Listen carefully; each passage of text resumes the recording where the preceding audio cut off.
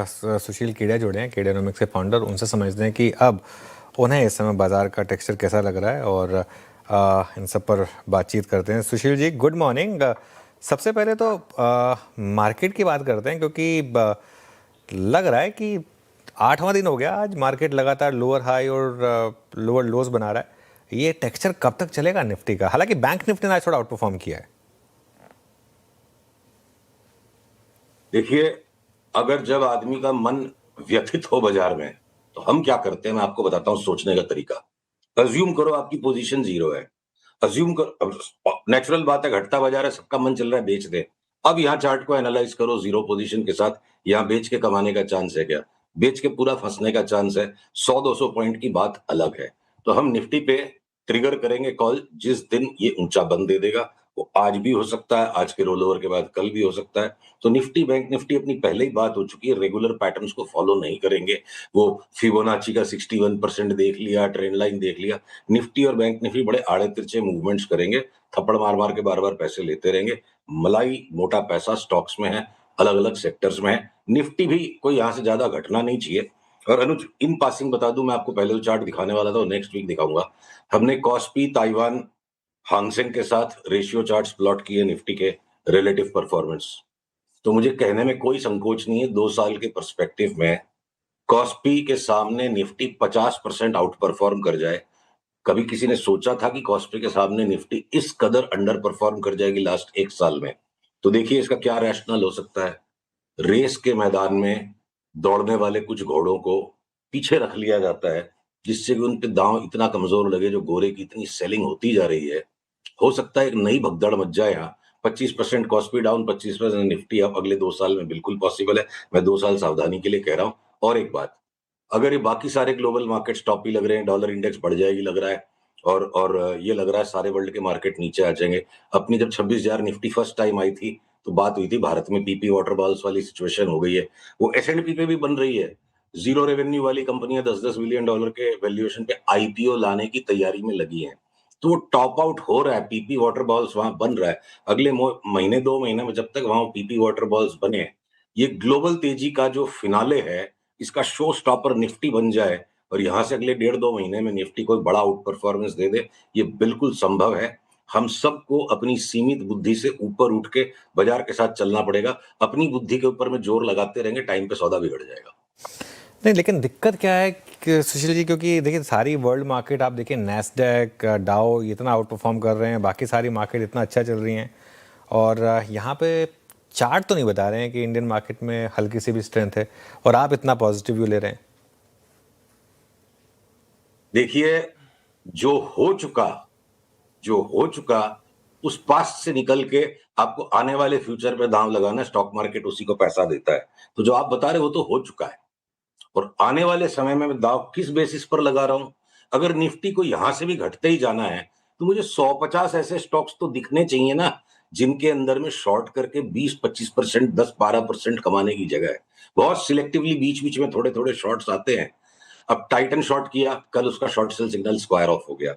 अगर आपने health care के स्टॉक्स को शॉर्ट किया, सबके अंदर में इंटरिम टेक प्रॉफिट आ गया। तो ये बीच बीच में जो शॉर्ट्स की भी जो रैली स्टार्ट होने वाली, बॉस्क ने इतना करेक्शन दे दिया, अब यहां से वापस 25% नया बढ़ने की बाई का सिग्नल आ गया।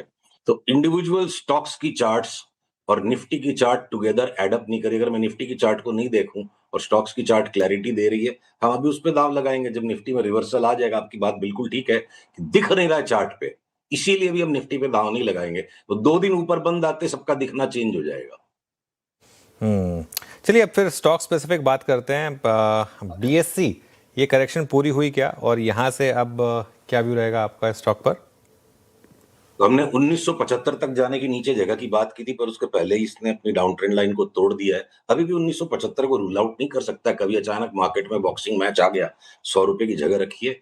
तो आधा माल हमने लेने के लिए अपने निवेशकों को सलाह कल ही दे दी, और जब 2300 आपसे हमारी बात हुई थी वो क्रॉस होगा, उसके बाद आप चाहे लिवरेज पोजीशन लो। पर अब संभावना बनती है 100-200 रुपए की जगह रख के बात करनी चाहिए। मैंने पिछली बार आपको दबी जबान में कहा था बीएससी का अगला पड़ाव 3500 होगा। मुझे लगता है 4200 भी हो जाए तो बड़ी बात नहीं है, पर हाथी को टुकड़े से, फॉर्क एंड नाइफ के साथ टुकड़े टुकड़े करके खाएंगे। बीएसई में बहुत बड़ी तेजी दोबारा बनेगी। The best is yet to come. इसके अलावा और कौन सी बड़ी कॉल्स हैं आपकी इस समय? पहले बड़े स्टॉक्स की बात करते हैं, उसके बाद थोड़े से मिड कैप की बात करेंगे। तो देखिए, ट्रेंड जिसका जिसका ऐसा रंग ढंग पहले एक टाइम पे बन गया था कि किसी को बोलो मुनाफा वसूल कर लो तो बड़ी अजीब नजरों से देखता था, और अब ट्रेंड का नाम किसी की जबान पे नहीं और उससे चुपके से बाई सिग्नल दे दिया। तो हमारे यहाँ पे ऑलरेडी ये रिकमेंडेशन हो चुका है कि ट्रेंड का अगला पड़ाव 9,000 सोच के चलते हैं, टुकड़े टुकड़े में काम करना है उसको भी, और क्या पता 9,000 के बाद भी रिवीजन आ जाए 13-14,000 की।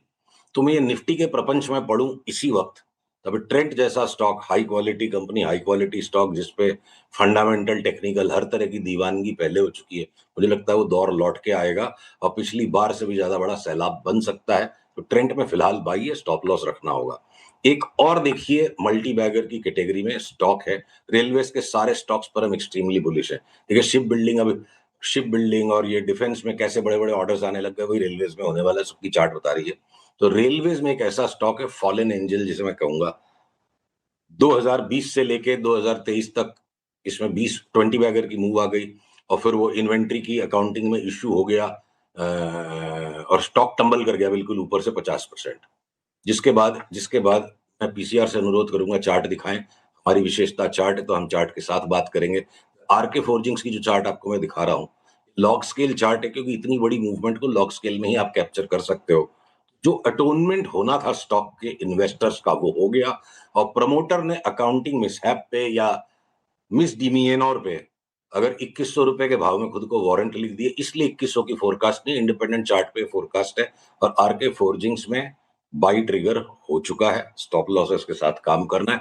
2100 की यात्रा में कई बार बीच बीच में टेक प्रॉफिट आएंगे, साल भर का कोई व्यू ले तो लौट के बुद्धू घर पे आएंगे, ऐसी ये चार्ट दिखती है।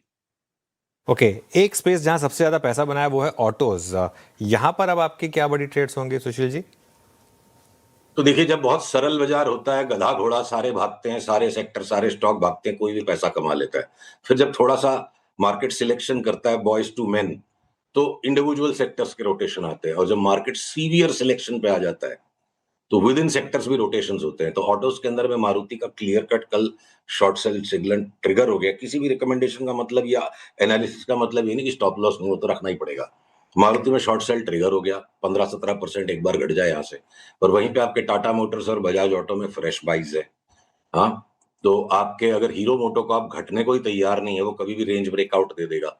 तो ये दो ऑटो के two wheeler stocks, Tata Motors जो लगाड़ रहा है, और for what ever concerns and worries थोड़ा बहुत दबा हुआ रह गया, वो आई थिंक वो साइबर अटैक का इशू बिहाइंड द बैक है। तो ये तीन बाइज हैं, एक मारुति में इस वक्त शॉर्ट सेल है, और अगर एंसेलरीज को भी मैं साथ में इंक्लूड करूं, बॉश में भी एक 25% की बाई का सिग्नल है। ओके, चलिए, तो ये इस समय कुछ आपके लिए ट्रेड्स। कोई और इंटरेस्टिंग स्टॉक्स जो अच्छे लग रहे हैं यहाँ पर चार्ट्स पर? और एक ट्रेंड पे मैं थोड़ा सा इंटरेस्टिंग था, आप सीधा डबल का कॉल ले रहे हैं, उसके अलावा 1.5x का भी कॉल ले रहे हैं, इतना बड़ा व्यू। तो जैसा है, हमारा कुछ भी नहीं है। कई लोगों को बड़ी आपत्ति होती है 50% ऊपर 50% नीचे कैसे बोलता है। अपने अहंकार को रख दो वेस्ट पेपर बास्केट में। बाजार का मूड है, बाजार अलग अलग फेजेस में अलग अलग चाल की देगा। कभी बाजार डबल डबल की भी चाल देता है और कभी बाजार 10% की चाल देता है। तो हमारा काम है अपने आप को जीरो करो, और जो बाजार की चार्ट बताती है उससे अपने माइंड को ट्यून अप करो। तो कोई आश्चर्य, कोई विस्मय, कोई निराशा का कोई मतलब ही नहीं, किसी इमोशन की कोई जगह नहीं है। तो हम तो, कोई डर नहीं है, कोई भय नहीं है, जो चार्ट बोलती है हमने आपको बोल दिया। वो कैसे क्या स्टोरी बनेगी, वो स्टोरी बेस्ड विश्लेषकों का काम है, स्टोरी के नरेशन का काम जब आएगा तब होगा।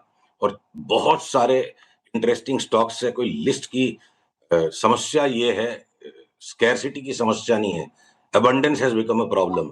अगर आज ब्लिस जीवीएस में एक बाई सिग्नल आ गया, सोना बीएलडब्ल्यू में बोलता हूं डबल हो जाएगा।